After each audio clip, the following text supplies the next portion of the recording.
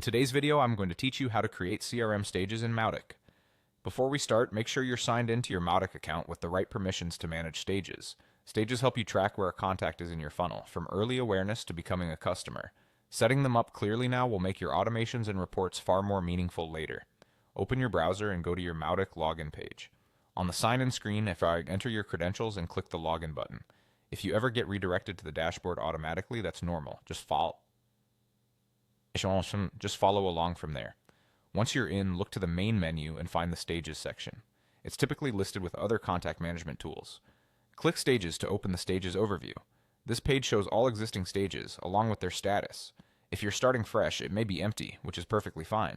Next, create a new stage. Look to the top right and click the New button. This opens the stage editor where you'll define the details. Start with a clear, specific name. Good names are short and action-based, like prospect, marketing qualified, sales qualified, proposal sent, or customer. Consistency helps your team recognize each step at a glance and keeps campaigns easy to maintain. Below the name, add a description. Use this space to define what it means for a contact to be in this stage and what criteria should be met before advancing. Think of it as a quick internal guide to reduce confusion later.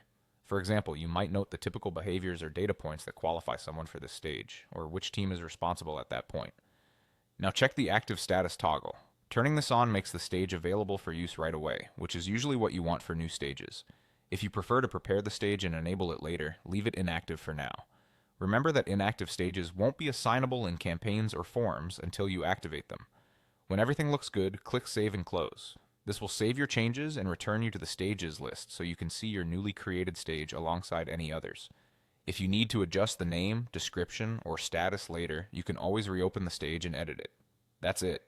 You've created a clear, usable CRM stage in Mautic, laying the foundation for cleaner segmentation, smoother handoffs, and better reporting across your customer journey.